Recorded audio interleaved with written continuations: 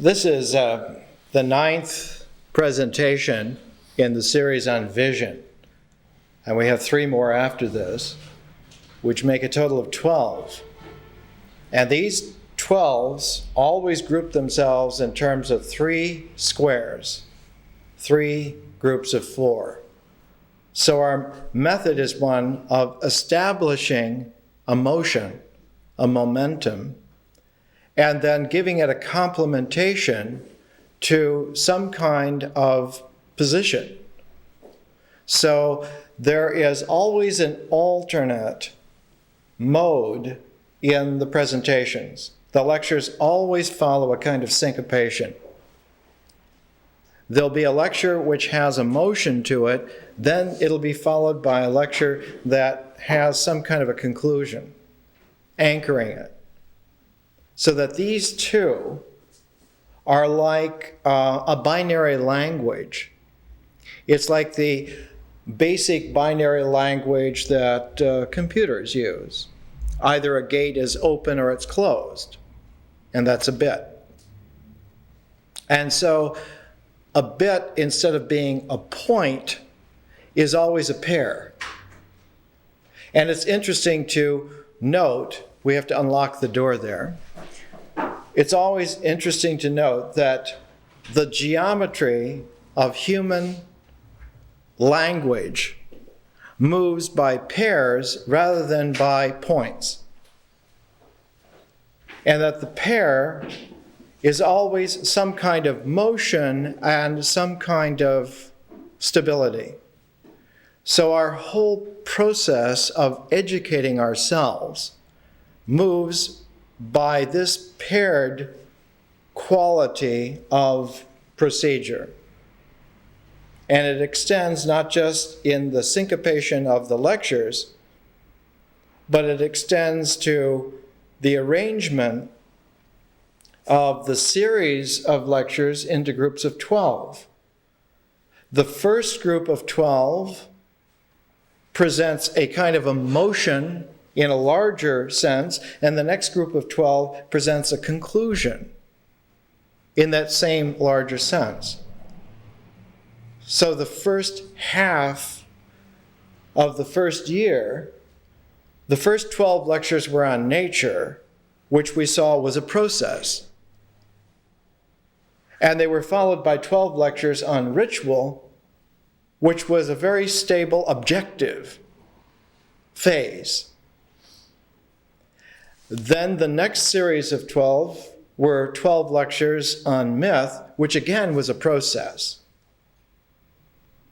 And they were followed by an objective 12 on symbols. So that the whole first year was a syncopation of 12 lectures on some kind of process, 12 on an objectivity stage, 12 more on a second process, and 12 more on a second objective stage. So the first year had 4 seasons, and that the first season is kind of like spring, it's very fluid. The second season on ritual was very stable, like summer. The third was again fluid, like autumn, and the fourth stable, like winter. So that the education has a strategy to it. It has a strategy which respects several sets of reality. One of them is the motion of the annual year, the fact that we're on a planet that usually, in latitudes of human habitation, have seasons, more or less. 4 seasons. And we also have this respect for the fact that on our level of life, the geometry of what becomes the architecture of what is real for us is not by points, but by pairs. One example of this pair that we saw immediately in the first year was the Chinese notion that is there in Lao Tzu in the Tao Te Ching. The Tao Te Ching, Ching means book, but the Tao is a motion, a process, and Te is an objectivity. So Tao is something which is not definable because it's not stable. It's a way, it's a process. Whereas Te is very definable. It's definable as oneness, as unity. And so Te could be given the designation, the numerical designation of one. Whereas Tao, if you're going to give it a numerical designation, in keeping with the one of Te, Tao has to be 0. But because Tao and Te work together, they work together like 0 and 1, like a binary language. And in fact, all computers work by that binary language of 0 and 1. It turns out to be highly functional. So that there's such a thing as a Taoist computer manual, very realistically. And the Taoist computer manual was the I Ching. And one can look at the I Ching and one finds that you can translate 0 and 1 into a series of 2 kinds of line. 1 is an unbroken line, and 0 is a broken line, a space in the middle. So when you have an unbroken and a broken line, in that pair, you have the 0 and 1, you have the binary language, but in a translated form, in a geometrical form, a geometrical language. But the Chinese discovered very early on, more than 5,000 years ago, that in order to make a binary language comprehensible in terms of reality, one cannot stay within the perimeters of the pair, the polarity, the 0 and the 1. One has to have a third element in order to flesh it out so that it becomes real. Because the 0 and 1 together, as a pair, become a relationality of form and formlessness. But the only way that form and formlessness can work together is to have a context, a third element which includes both those. Now, one would get into a paradox of having a third element, a context which encloses both form and formlessness, because one cannot imagine, well, what would enclose formlessness? So the Chinese overcame this paradox, this apparent limitation to man understanding the real in terms of its esoteric paired working, by doing an end run. Instead of looking for a third thing, what they did is they doubled up one or the other of the pair. So that along with a broken line and an unbroken line, they would just simply pair either the broken or the unbroken line and make 2 of them. So that instead of having 2 lines of different qualities, one would have 3 lines. Say 2 unbroken lines and 1 broken line. In that trigram, in that triad then, the functional aspect would be the odd element, whatever it was. If you had 2 unbroken lines and 1 broken line, the broken line itself would carry the function. So that the trigrams of the I Ching some 5,000 years ago, 3000 BC, attributed in Chinese historical lore to Fu Shi, who lived about 2950 BC, who lived about the time of ancient Sumeria, about the time of the building of the first dynasties of Egypt. He saw that given that matrix, that set of broken and unbroken pairs, but translated into a resolving third where you double one of those, that you finally come out with 6 trigrams. Let's take one example. If you have 2 unbroken lines and 1 broken line, the broken line in the 3 groups of 3 can be on the bottom, it can be in the middle, it can be on the top. So to the early Chinese mind, what happened was the perception that the effective element in reality moves. That whatever is effective in reality doesn't stay put, but it moves, but its movement is characterized, is symbolized by a kind of a beginning, middle, culmination. A beginning, middle, and an end. A kind of a logic. The logic of a sequence. But to the Chinese, 5,000 years ago, they're very practical people. Chinese have always been very practical. In India, they love metaphysics. In China, they do not like metaphysics.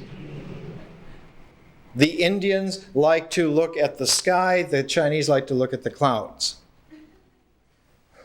They don't want to know, is it infinite? They want to know, is it going to rain? So the Chinese looked at this progression of change, and they saw that there was something unresolved.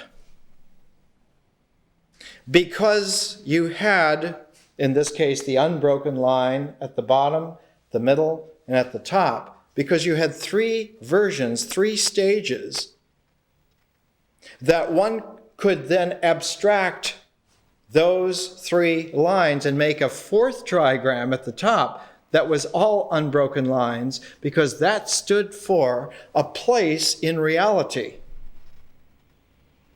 And one could do the same with 2 unbroken lines and 2 broken lines and 1 unbroken. It's 3 places. Each one of those could be abstracted, so you got another trigram, so you ended up with a series of 8 trigrams. And those 8 trigrams, to the Chinese, were a translation keeping the essential Tao-Te polarity that characterized reality for us, but expressed it in an enlarged manner, so that now you had a set of 8 trigrams to work with. But the 8 trigrams, in their reality, in their working, also preserved the fact that fundamentally their reality was a paired reality. So that concept, that principle of paired reality extended to the trigrams and resulted in the trigrams being paired, establishing a hexagram. And that when you go through all the combinations of how 8 trigrams can be paired together, you come up with 64 hexagrams. Now, it would be possible, if one were infinitely patient, to extend this kind of procedure and make larger structures, but it would boggle the mind. Whereas at 64 hexagrams, one had a distributed symbolism that was large enough to express, for human purposes 5,000 years ago, a reasonable facsimile of characteristics that we run across time and time again forever. That with 64 different types, you had enough of a measuring index to be able to start characterizing reality in terms that was real to how it had to be. It of necessity had to have that structure. But through patient sifting of understanding, based on Tao and Te, based on the principles of triadic trigrams, based on putting those trigrams together back into a pair, each hexagram came to be characterized by a kind of a wisdom of what that meant. the interpretation of that hexagram. And once that was established, and it took a long time for that to be established, it took about 2,000 years for the Chinese to establish that. And when the Chinese had finally established a reasonable, meaningful interpretation of those hexagrammic 64 set symbolic ways of looking at reality, a completely new kind of China was established. And the new kind of China was a dynasty called the Zhou, Chou, and the old spelling, the Zhou dynasty, established about the time that the Trojan War was fought, about 1100 BC. In the Zhou dynasty, we saw last year, at the very beginning, about this time, we saw that the Zhou Chinese characterized themselves as brilliant new people, that they were no longer limited to the kind of agrarian-based life that traditional China had always had to observe. That the Zhou dynasty, for the first time, was what we would call a symbolic civilization full grown. So that the Zhou Chinese, when they looked at themselves, they saw themselves as no longer limited by the earth, but that the earth was only one aspect of themselves. The other aspect was the symbolic patterns which heaven had. And that the 64 hexagrams of the I Ching belonged to the celestial patterns. Much like in the Sumerian Babylonian civilization, astrology looked at zodiacal patterns of constellations to give them a clue what was happening in life. And whereas the Babylonian civilization developed astrology, the Chinese civilization developed the I Ching as a way of characterizing for itself what went on. But the Egyptian civilization was different from the Chinese and different from the Babylonian. The Egyptian civilization, the Nile River civilization, didn't look to astrological constellations or to symbolic constellations that were of the nature of this kind of Tao Te polarity. The Egyptians looked at pictures, indelible pictures that would come up inside of a mature, wise person when certain sounds were uttered. That for the Egyptian civilization, the translation of sound into sight was of primordial interest. And the visions of these symbolic images that came up corresponding to certain sounds became the hieroglyphs. So Egyptian civilization was founded on hieroglyphic arrangements, and the final ultimate codification of fundamental hieroglyphs into a primordial sequence became the origins of what later became the tarot deck. So that Egyptian wisdom can be characterized by tarot decks, Babylonian civilization by astrology, and Chinese civilization by the I Ching. All three of these symbolic methods are capable of so-called divination.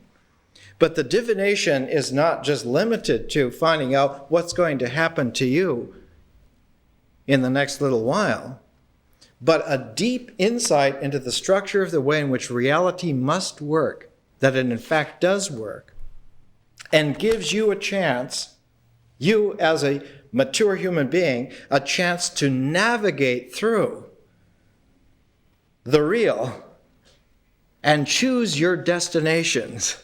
Choose the way that you want to go. Choose the ports that you're going to sail to. Choose the kind of vessels and tacking that you're going to use to get there so that you can plan your life by using a symbolic navigation. All three have a different orientation. And so we saw in the very first year We saw when we looked at nature that nature has this kind of a pattern where it's a process of change, but that process of change has to come and register in existence. And for us, the center of our existence is our body. So that we saw that ritual was always a comportment of the body. And the primordial ritual comportment is, how do you dance? What dances do you do? That primordial rituals were dance movements. That the body was put into the cadence of nature. Because the process of nature, that matrix of change, always had to it some kind of a movement syncopation, some kind of a rhythm. And so the different dance orientations were the body moving to the rhythms of the patterns of nature. And one can find, for instance, in very primordial human intelligence, say like in pre-colonial Africa, in Black Africa,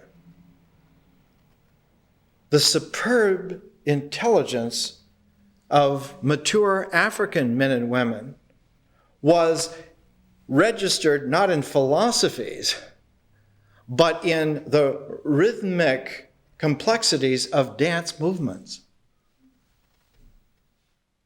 And for them, it was highly intelligible.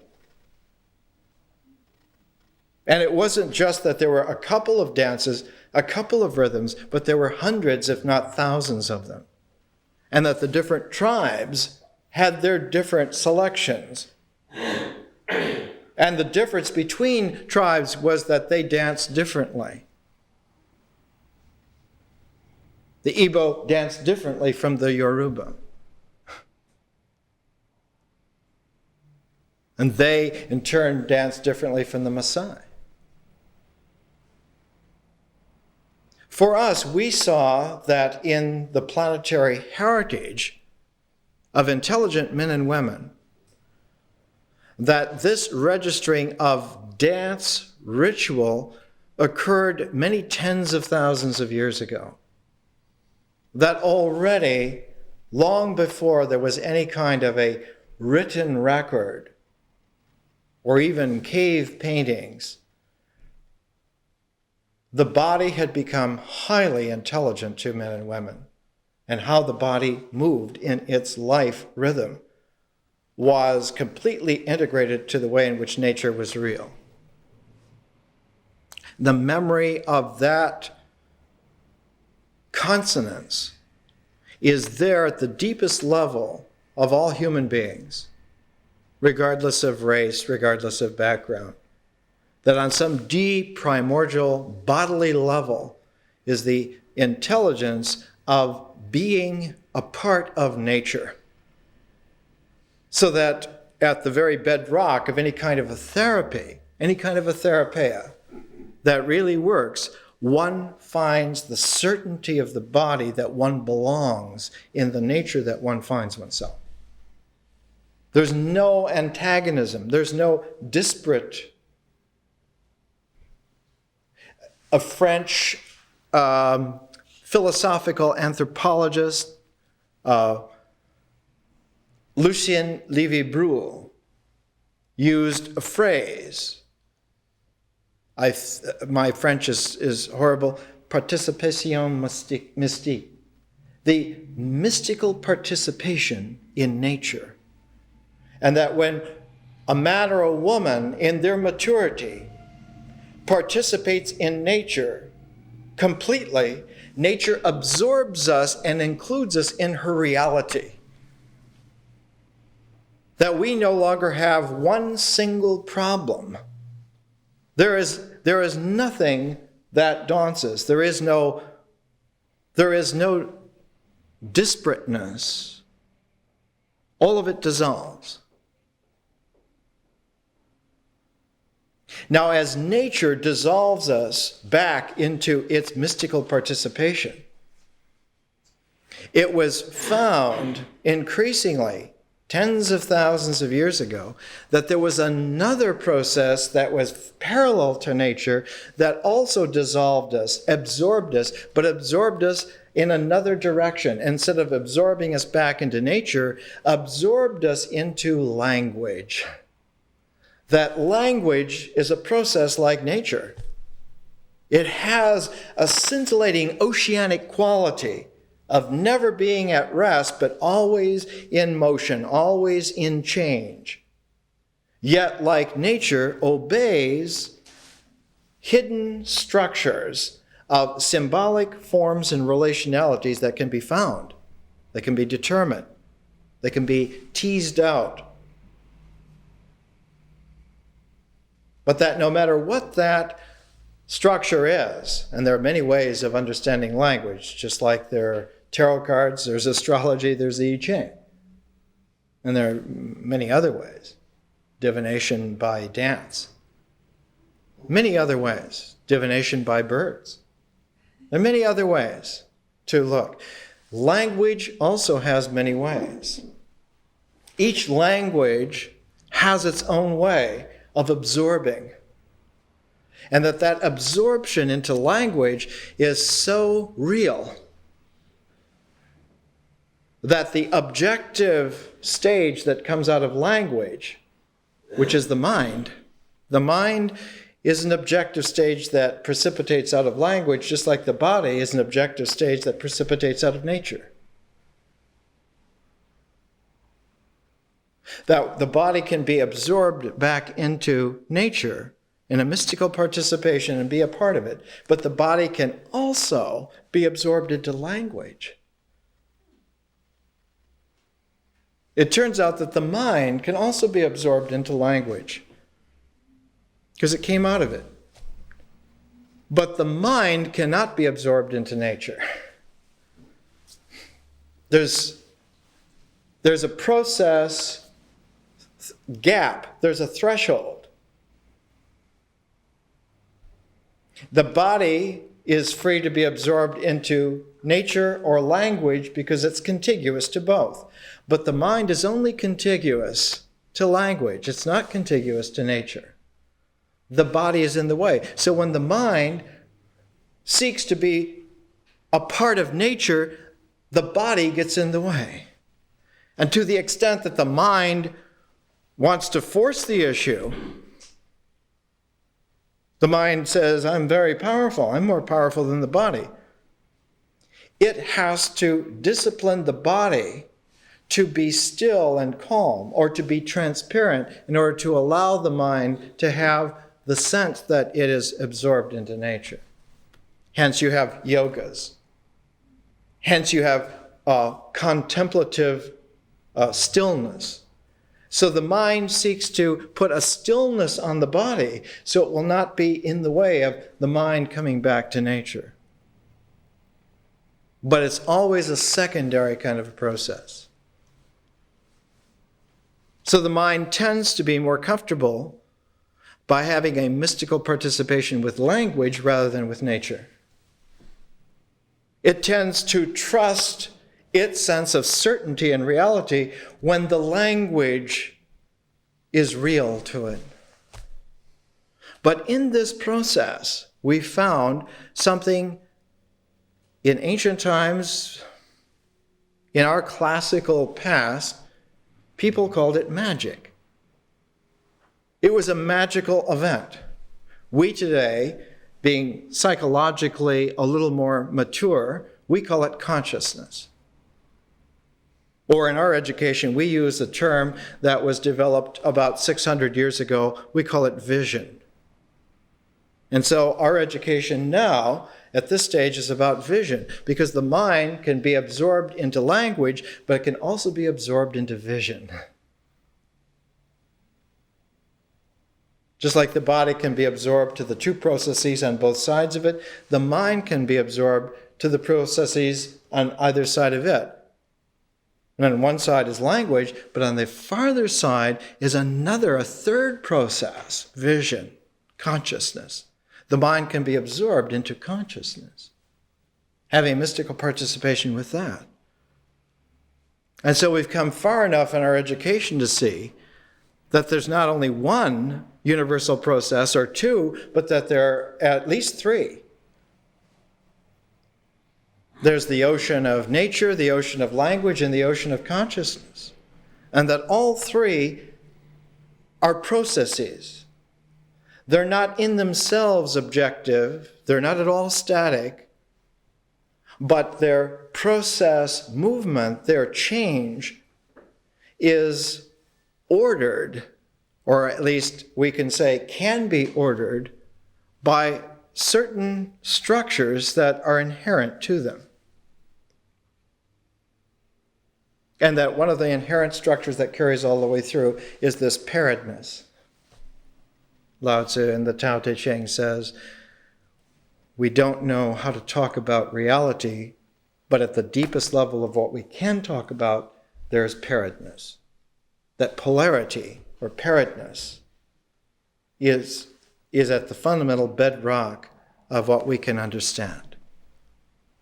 Beyond that is a mystery which we can participate in, but that our understanding in terms of an objective structure doesn't extend that far. So that when we come to trying to put a language which we can talk to each other about, talk to ourselves about, we have to stand on our tiptoes at first and stretch to try and find a way of staying tuned long enough to be able to get it. And in the traditions of mature men and women, what has come down for tens of thousands of years, that as long as we live only on this planet, we have to observe a seasonal cycle to the structure in some way. Who knows when descendants of our species go to other planets, which may have who knows how many seasons, they will make adjustments because reality will be different for them. If you're on a planet in a star system that has a couple of suns, who knows how many seasons there are? Alpha Centauri, the nearest star system to us, is a triple sun. Now, planets going in the Centauri star system, maybe they'll have 12 seasons. We don't know. It'll be interesting. But as long as we're here, we have to respect the fact that the nature that's here is real in this structural way, that if we observe a seasonal cycle of completeness, we will have covered everything that we need to, even if we're not knowing of what it is that we have to cover. It's like the procedure. If you're limited to a certain frame of reference, you can nevertheless rotate 360 degrees and carry that limited frame of reference around a complete circle, and you can get the whole picture. So what our education does is allows us to develop the quality, the capacity of having some kind of a frame of reference which we learn to hold patiently, but learn to rotate ourselves to whatever degrees necessary in order to allow that frame to come in to look at whatever angle of vision is necessary. But because we live in a scientific age, because we live in a doubting age, we cannot be content. We can't believe without doubt. We cannot accept without checking. So we not only have to run ourselves through the complete circle, but we have to run ourselves back through the complete circle one more time in order to check it out. Is this indeed true? Does this in fact work? And what helps us to check is that as we go back through the second year, by taking consciousness as an added dimension, we're checking to see, did we do through the first year, did we cover what's there? And one of the proofs for us is that when we finish the second year, do we come back to where we started? Because if we come back to an orientation that we recognize as our beginning, the way that we started, we will have proved to ourselves beyond a doubt, because who's clever enough to project exactly 2 years into the future a similarity which is that of congruence? I don't know anyone who's that clever. I don't know of anyone who's superior to that extent who can do that. Especially if you complicate the procedure by having it completely open and spontaneous and having many people at the same time do it. All different kinds of people. Do we all, in 2 years of spontaneity, come back to that same kind of beginning? If we do, then the process has proven itself to be trustworthy. What can you do then? Then you can take that process and modify it to your own use. Whatever you want to choose to emphasize, you can. Whatever you don't particularly need, let it go. So that this is an education that gives you a methodology which you have checked out, whose workings and procedures, whose navigation techniques you've learned, and they're not that complicated. It's just getting used to it. But in the meantime, you haven't wasted time getting used to it. You've acquainted yourself with all of the realm of possibilities so that when you're through after 2 years, you can make a judicious selection of what you want to look at. It's like for the first time in your life being shown what is the smorgasbord of possibility in this universe. And you can then eat whatever you like, but you will have had a chance to look at the whole table. The Egyptian image of that is the cornucopia that holds all the fruits. And she who holds that presents that to man. It's an archetypal image from the ancient Egyptian. We think of Egypt today as being a desert, but in antiquity, Egypt was the breadbasket of the world. The city of Rome had about 2.5 million people, and about 1 million people were on food dole, and all that food came from Egypt. Excess grain from Egypt. It was, and Egypt as a province in the Roman Empire was the personal property of the Roman emperor. That's how the emperor kept control of the city of Rome, is that he was the only source of food for at least half its population. So the crowds would never go against the emperor. They were his men, as it were. They were a check on the military. You see, the Roman Empire was very wise about power. It understood where power is. If you owned the legions and the mob, you have it. And all you have to worry about is whippersnapper reporters who discover that you're bilking them. Our education at this particular point, at Vision 9, has come to a place where we have explored this third process, the process of consciousness, the process of vision, the process that used to be called magic. Why magic? Because this particular process is supernatural. It's supranatural.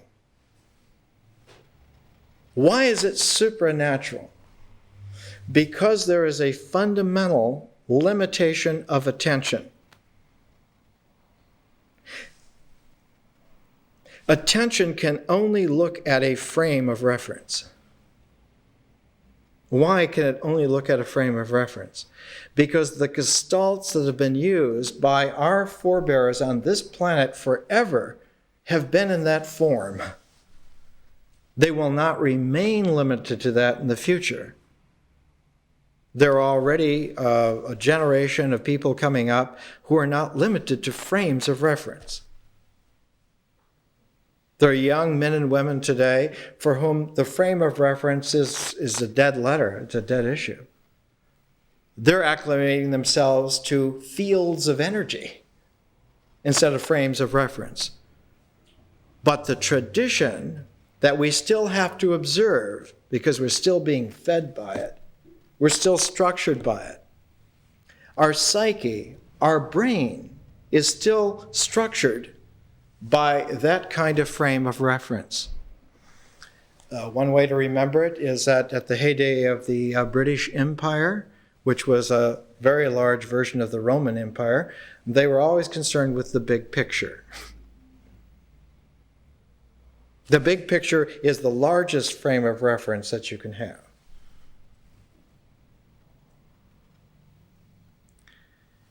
As long as attention is psychologically and physiologically limited to a frame of reference, when you have a fifth element that comes into play, one of those four elements has to go out of play, because the frame of reference has only four sides.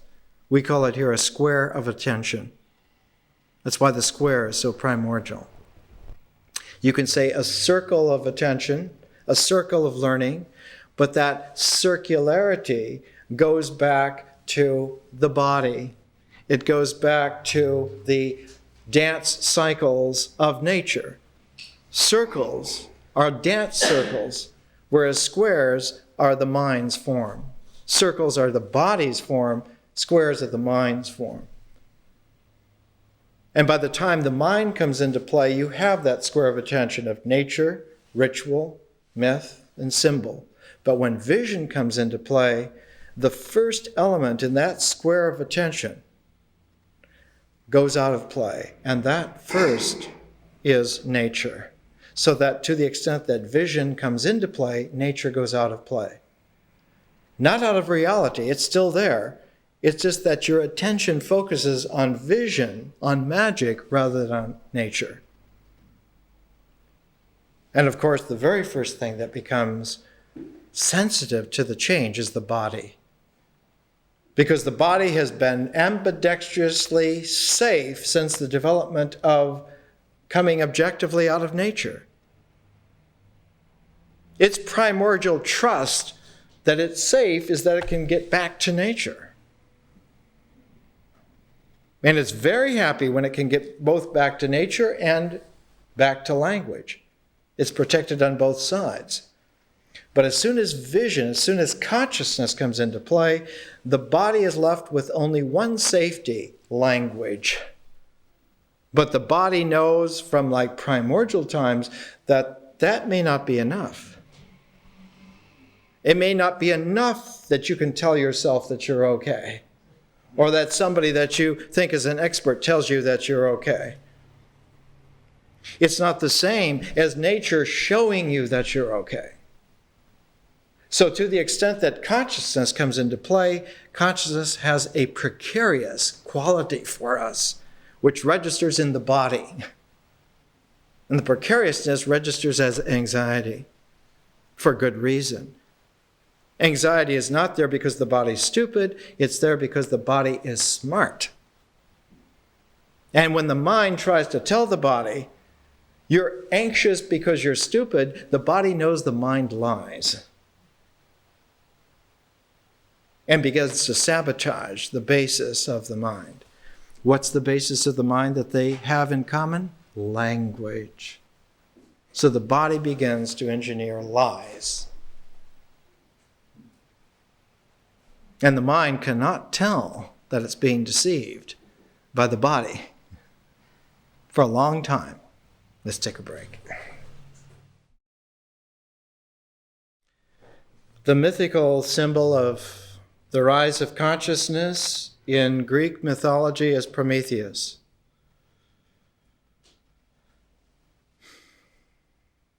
Prometheus belongs to an older strata of existence than the Olympian gods.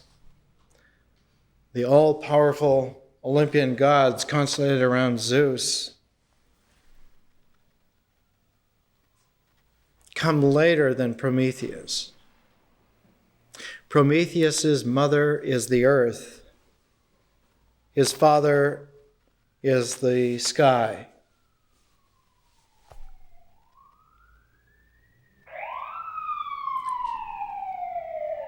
The Greek mind always developed within an Egyptian caste. That is to say, there was an Egyptian context to Greek thought. In Homer, in the Odyssey, Menelaus, coming back from the Trojan War, spends some time in Egypt. This is 1200 BC. The earliest written forms of Greek, Linear A, go back to New Kingdom Egypt, and that hieroglyphic stance that expressed itself in the Egyptian Book of the Dead, the book of coming forth by day. So that if one looks to see the structure of Greek symbols coming out of Greek language, one has to look at an Egyptian context. Pythagoras studies for 22 years in Egypt. Plato went to Egypt and was initiated in Heliopolis, as well as Pythagoras. And all of it came to a culmination because when one of the Greeks, Alexander the Great, became powerful enough to see himself as a pharaoh of the world, he put his capital in Egypt, Alexandria. So the Greeks are always tied to the Egyptian frame of reference. And so when one looks to see the development of Greek wisdom, even later on, when it was wholesale swallowed by the Romans, so that one talks of Greco-Roman civilization, that's also within the aegis of an Egyptian civilization, an Egyptian symbolization.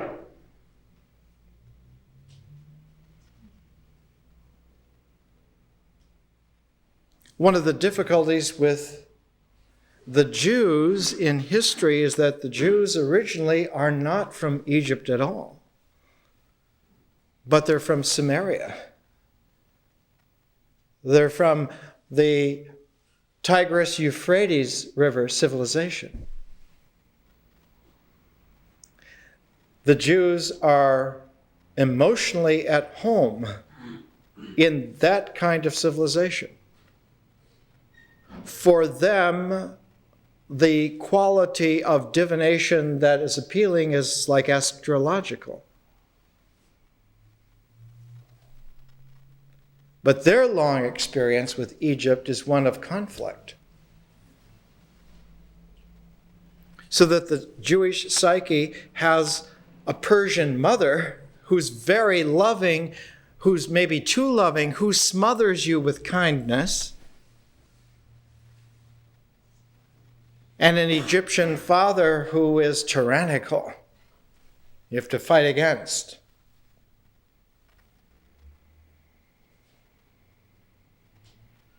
So that when Greco-Roman civilization seeks to codify its pantheon, its gods, around the emperor, the Roman emperor,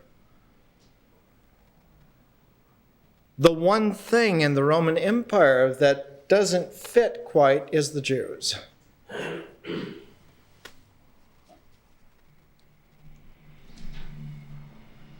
So that one has this very peculiar development in Western civilization. And the only parallel to the Jews become the Gypsies, the Romanies, who are from India originally, who are from a completely different civilization. And they also do not fit into the Egyptian tradition, the Greco-Roman tradition, the Christian tradition. So that the gypsies are very at home with a whole different kind of divination, a whole different kind of language comportment, just as are the Jews. The Chinese have nothing to do with Egypt whatsoever. They don't relate to it at all. There's a huge world of difference between Chinese characters and Egyptian hieroglyphs. Egyptian hieroglyphs are meant for the mind to conceive. Chinese characters must be spoken, and they're meant for the body to objectify. Chinese language always has a very practical bent to it. Egyptian language always has a very symbolic, tending to be metaphorical bent. So that to the Western tradition, the Chinese are not very sacred. They're always talking about stuff to do with the body, like food. Whereas to the Chinese, the Westerners are kind of crazy because they're always trying to make mental things out of what is basically life concern. They're trying to talk about meaning, and we're trying to talk about food. So the modern planetary culture that we have, that's come up in the last 100 years or so, in our lifetime really, since the Second World War, is like trying to stuff together into some kind of a unity wedges that are not from the same pie at all. And they're not even all wedges. The Chinese would never consider themselves a wedge of some pie. The Sumerian, Babylonian, Persian tradition doesn't consider itself Western or Chinese at all. So there is a great deal of difficulty, and part of what we do in our education here is try to get acquainted with all of the elements that are necessary for a planetary population, to get acquainted with them on their terms, which allows for us, after some 2 years, to come out on top having an overview. It's not like a college survey course. A college survey course is based upon a flawed educational model, that of instruction. Instruction has to do with learning something that is known and you have to get. But a wisdom education is different. It's made to explore further new unknowns that occur because you've investigated and uncovered more. So a wisdom education is not limited by what can be instructed at all. And while at first somebody who has an instructional education in a context where you need instruction in a limited way seems superior, the further afield you go, the longer you live, the more experience that you have, the more maturity, the less an instruction education is worthwhile, and the more a wisdom-based education begins to have its functioning. So that if a person is going to mature in the 21st century on a planetary scale, instruction in little limited wedges are almost irrelevant. And it's not a critique because this or that educational institution is not very high on some pecking list. The whole technique is flawed. The whole procedure is suspect. Not noticeable as long as you're playing in that sandbox, but as soon as you look up and see a wider world, or you live long enough to get more experience, the less it's really making sense until finally it becomes absurd. And to the younger population of people who are coming in, dealing not with frames of references, but fields of energy, with the dynamics of infinities, it's complete nonsense. But they will never mature unless they can first go through some kind of educational process that acquaints them with why they should be free and why all these structures were necessary at one time. So it's like the embryo in the womb that recapitulates evolution, all the different stages, so it can get born, and then it can live its life. There has to be some kind of an educational wisdom cycle to acquaint us not only with the past, but with a very living present in order to free us to have a future navigation into whatever unknown we wish to go into. Because the future of man is completely open. There's no ceiling whatsoever. There's no floor. There are no walls. But that freedom is not real until we can be born into it. And the embryonic stage we have to go through to get born into that freedom is to have some kind of wisdom education to acquaint us with how did we get here to this point of being able to fly. That our ancestors were not stupid, but they did to the best of their ability what had to be done at those stages. And so our education also goes through, recapitulates the stages of growth, the stages of maturation. Now we come to vision. And vision, as we talked about before the break, the more that vision comes into play, the less nature is consciously in play. Probably the easiest way to visualize it is that it becomes subconscious. It doesn't disappear. It's still relevant, but it's like it's subconscious. It's like when you add up a column of figures and you get more than 10, so you have to carry some number over, and you have to make another column. Where is that carrying over? It's like in a subconscious. Well, nature becomes still operative, but subconsciously. So that the more that consciousness comes into play, the more the base of its square of attention is no longer nature, but ritual. So that consciousness has a very odd quality. It's both free and it has a tendency to develop a dependence upon ritual initially. So it has this odd polarity. It has infinite freedom available, but it has the ability to also fit itself into very narrow ritual for its security, for its safety. And so one needs to be circumspect about how you initiate yourself into consciousness.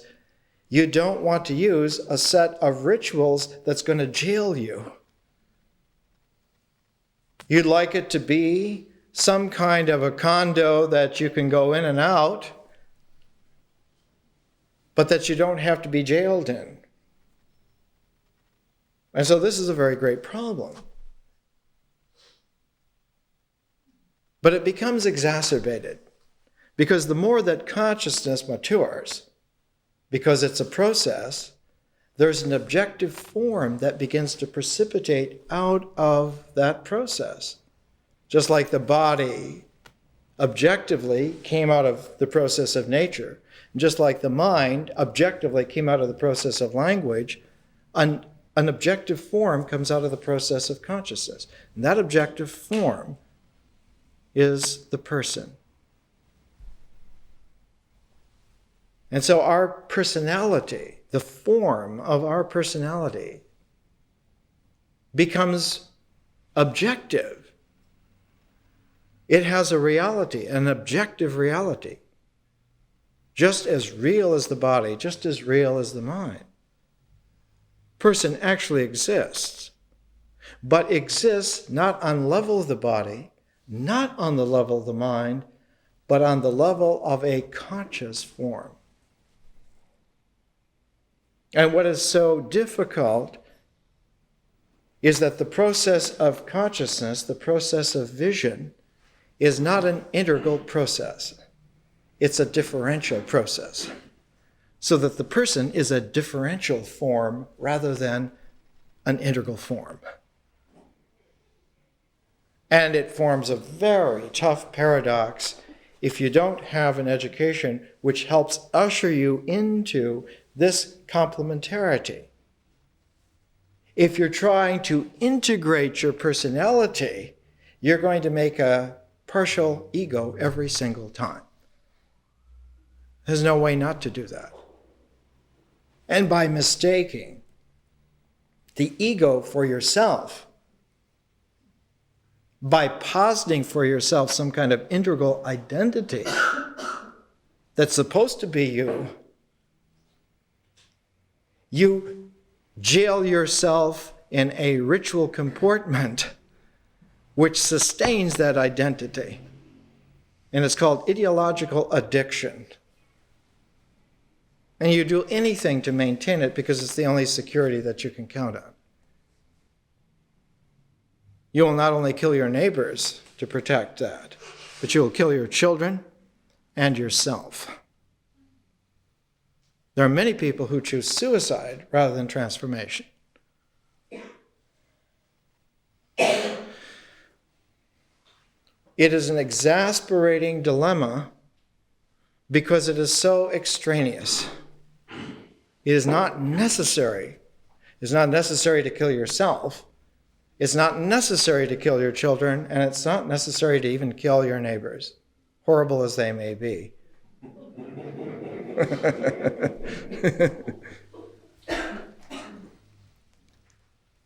There's always the option of Bill Murray, what about Bob? There's always the option that you as a patient can become the doctor. You can write the book. You can go through the death therapy and get it.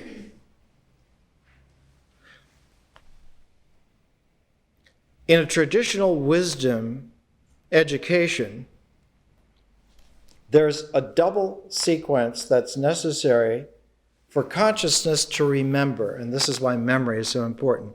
It's not like this string around your finger, but it's like the beginning comprehension that there is like a two hands, there's a double process, there's a pair, there's a tau and te to transformation.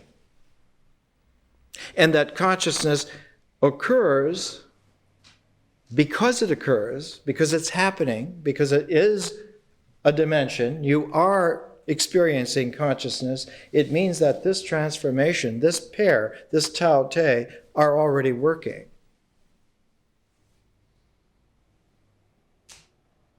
There's no way to tell when they begin working because they begin working in a process, not in an objectivity. It's only in retrospect that the person can recognize that consciousness is working, and therefore you can begin to figure out that such and such a tau te has happened and is happening. The tau of transformation is absorption. The te is acceptance. It's very peculiar. There are terms which can be heard and understood in almost a sentimental way. They can certainly be heard and understood in a psychological way, but they're being used in a wisdom way here. So we have 2 pages in our course outline. One is absorbing experience, the other acceptance. Here's how both begin, the first sentence. The mythic horizon, the process of language, makes a mythic horizon. This whole horizon notion is something which is common to all the great civilizations on the planet. In Egypt, Ra is the lord of the horizon. There's even a novel, metaphysical novel by Joan Grant called The Lord of the Horizon. It's a phrase in Egyptian religion that's very common. Prometheus, in the Greek tradition, Prometheus, foresight, is the marriage of earth and heaven, where earth and the sky come together as the horizon. Prometheus, or insight, is the function of the horizon.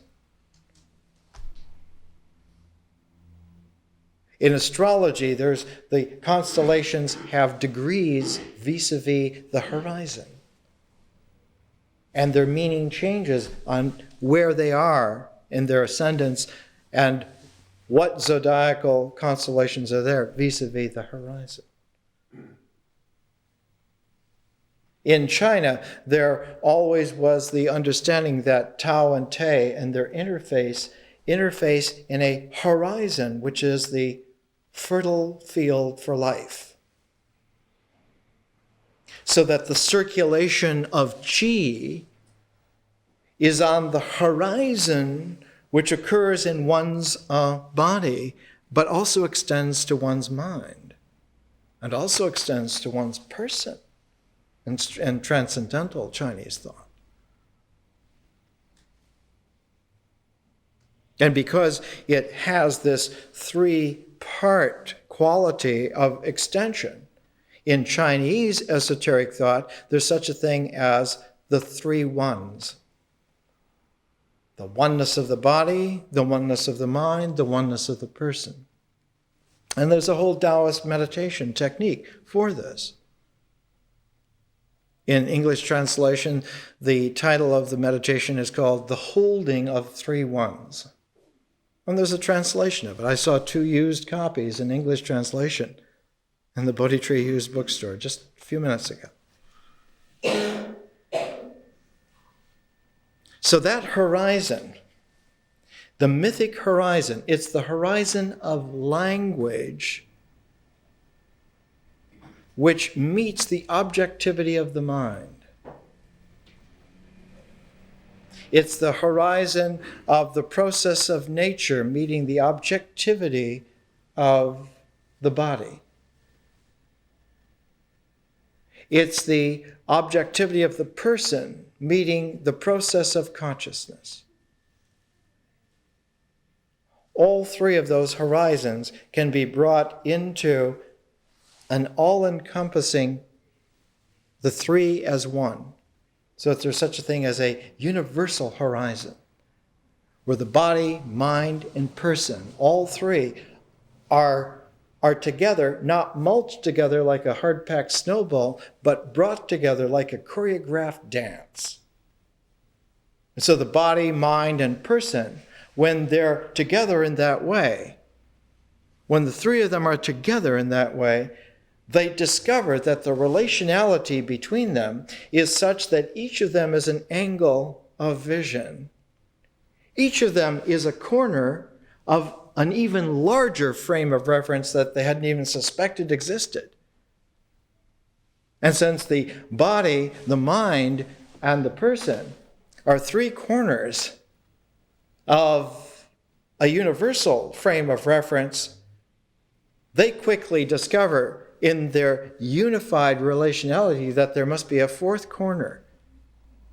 There must be a 4th objectivity in reality. And the 3 of them together yearn to find that.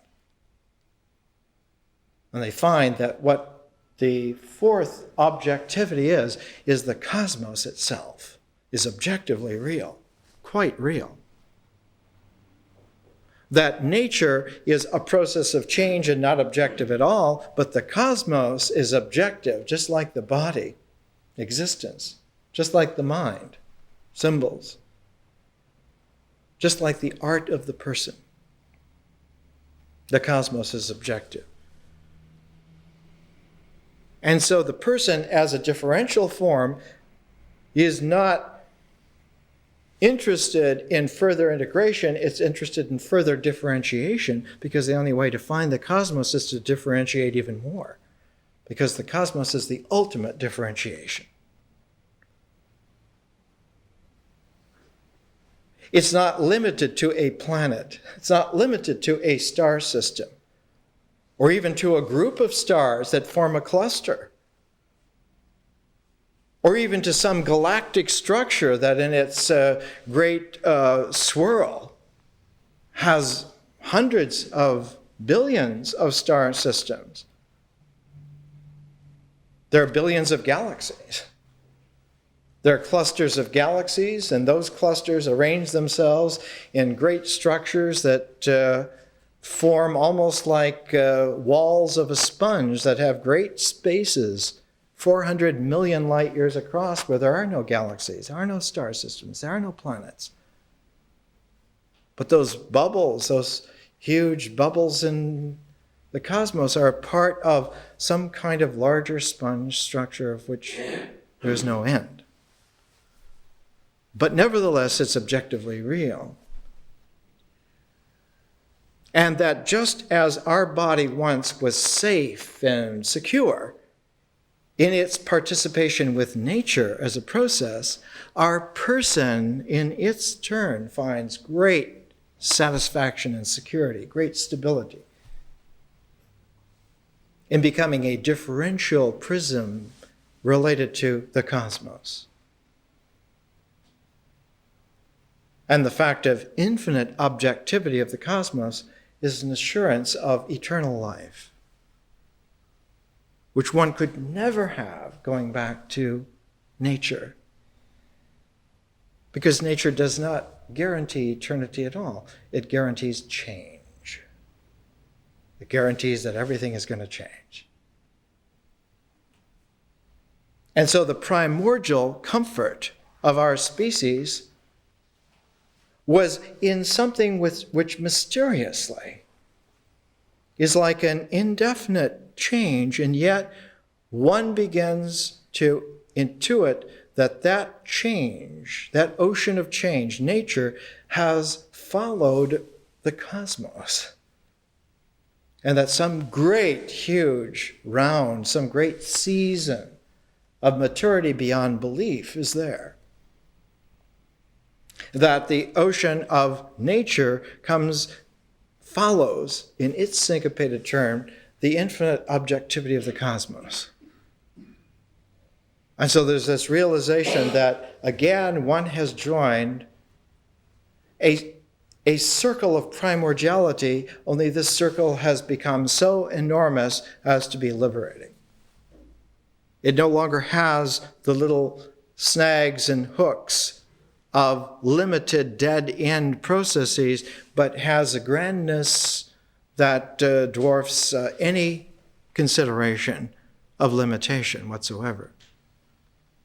And on that level, one has a stability, one has a security, which is not jeopardizable.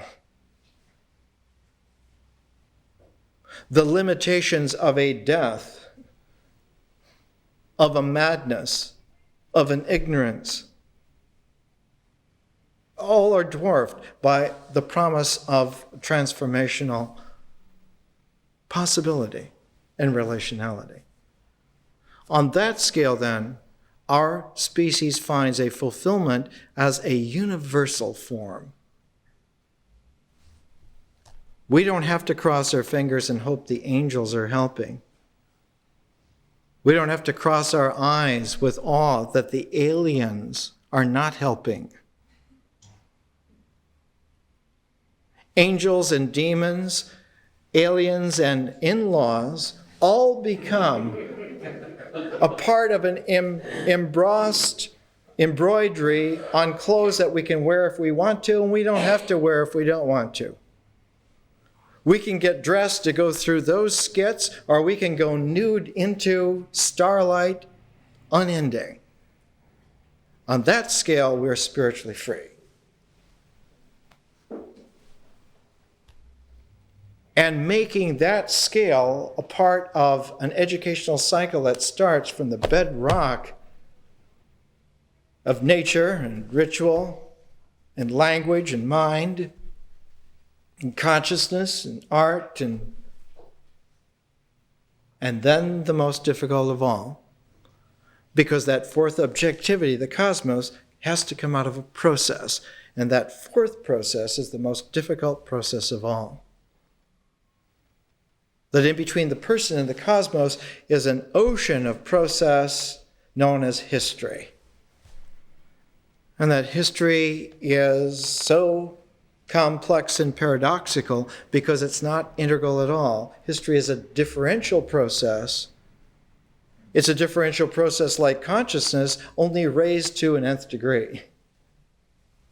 The history is not at all a subject that one takes in high school, but is a very daunting, real, universal process. Much more powerful than nature, much more powerful than language, and even more powerful than consciousness.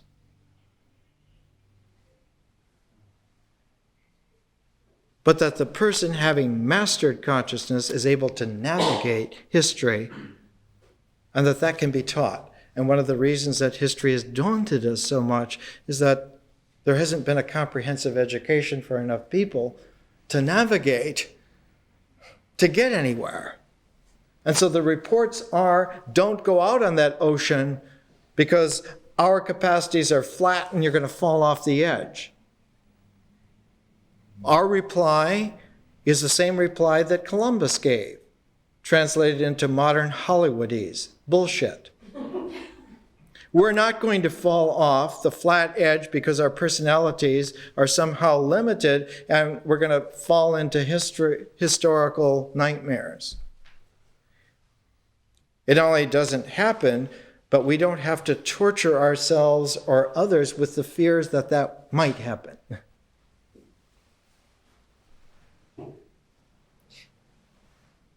It can only might happen as long as we keep ourselves sheltered into little imaginary scenarios that jail us. And as soon as we wake up from that or refuse to dream that dream, that doesn't happen. And the assurity comes because there are yogas that one can practice where you can see quite clearly that not only do those complications not happen in reality, but that they are illusory to the point that when they vanish, they leave no trace whatsoever. There are no little soot particles left over from something that's been vaporized. The Spanish mystics would call it nada. Shunyata. Void. That what happens to those illusions is that they become factored back into the Tao without leaving a trace.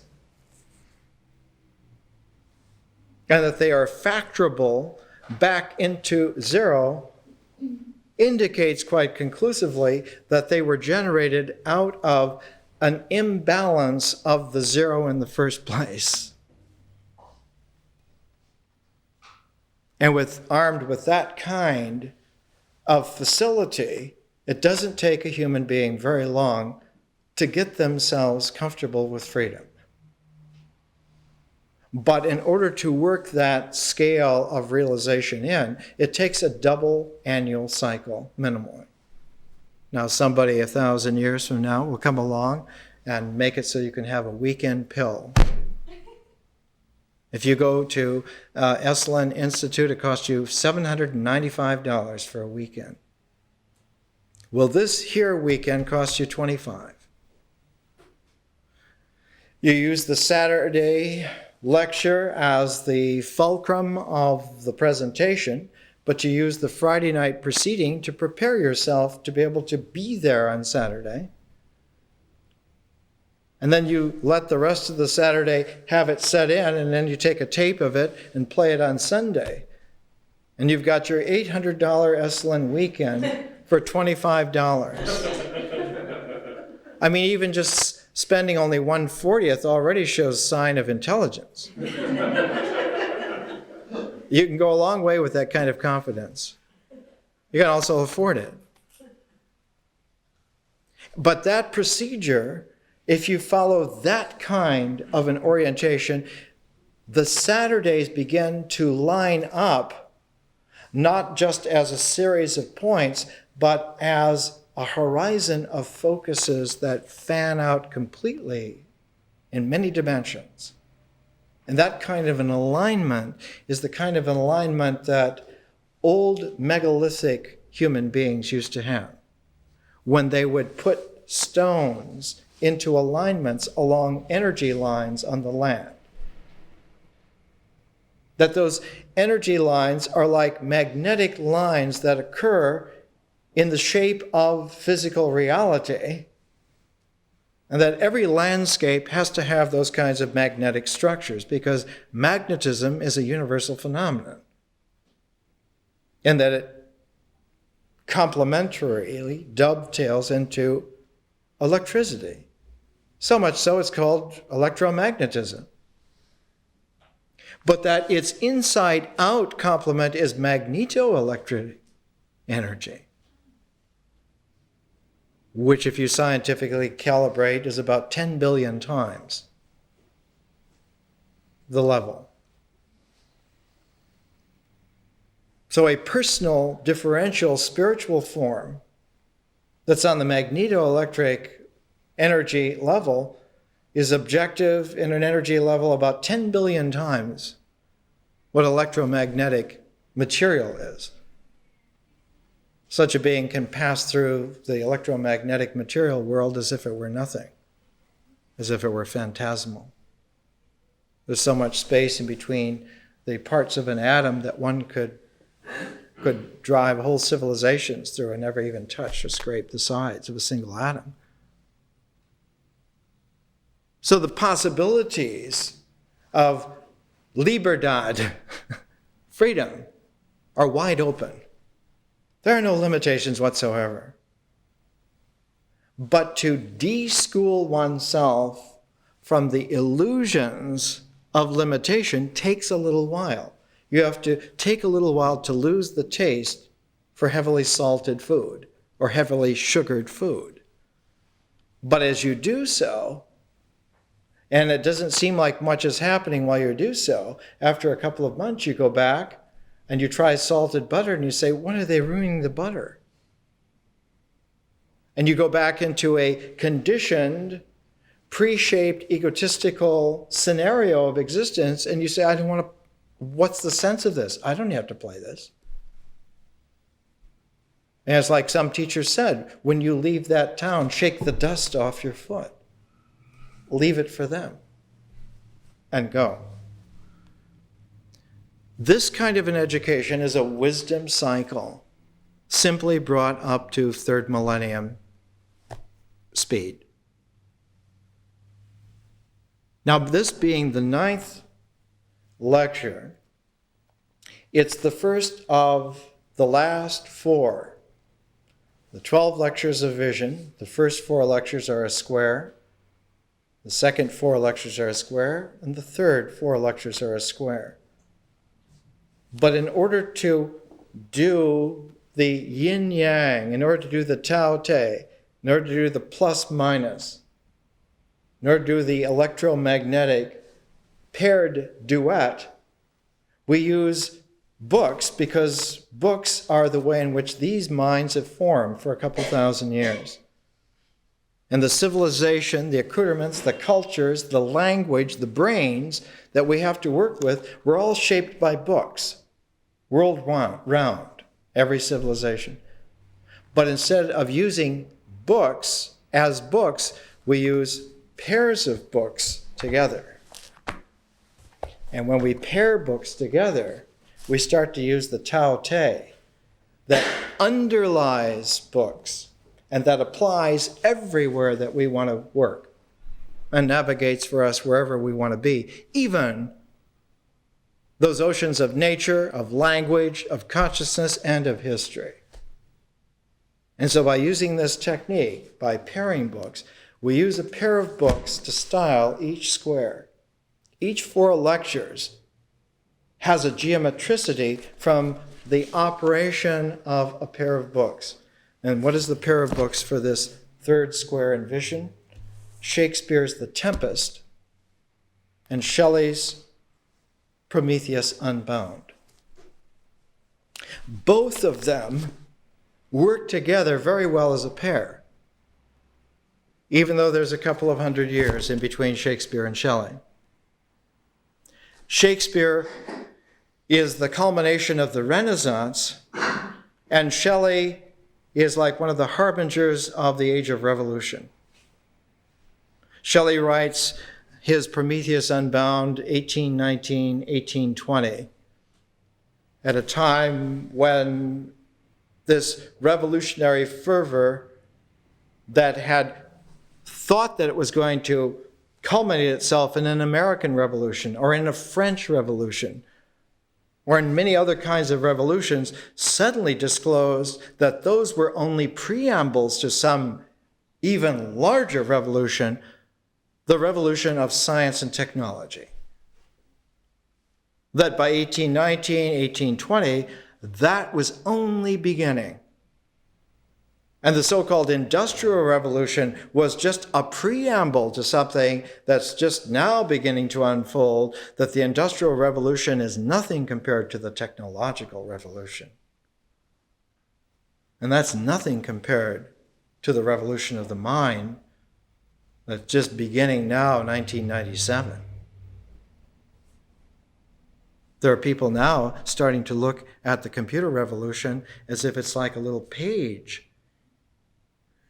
in a document that has no writing on any of the following pages, and that the pages even disappear. They're not even pages, but they're energy fields with modulations, and that we have such an openness of freedom that it will be whatever it is that we do, whatever it is that we think, whatever it is that we are. That's what it will be. And so that revolution is completely wide open and waiting for protagonists, waiting for navigators. It's a landscape that will only come into being as people navigate to go and explore it. On that level, freedom is the only operative strategy, and love is the only operative dynamic. All the rest of them conk out. They just don't work anymore. It turns out that they have gears which clog, and nobody's oiling them. In fact, no one's paying any attention to them anymore. Now, it's curious, but Shakespeare's The Tempest and Shelley's Prometheus Unbound have the same origin. They both have an origin in Aeschylus's Prometheus Bound.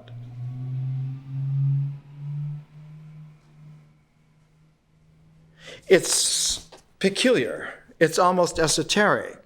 Until one gets a little tiny bit of education, you realize that Aeschylus, who lived about 2,500 years ago, is the founder of Greek tragedy, a symbolic form of Greek civilization, and Greek civilization is a part of the Egyptian overview civilization. So that the same ritual structures that are there in the Egyptian pyramids are there in Greek tragedy. Initiatory sequences of frames of reference, of sounds that become pictures that register in symbolic sequences in the mind and allow for the emergence of differential forms known as matured persons. The whole purpose of an Egyptian pyramid is for the person to live again. That was their maturity, to come back into life with the rising of Ra again.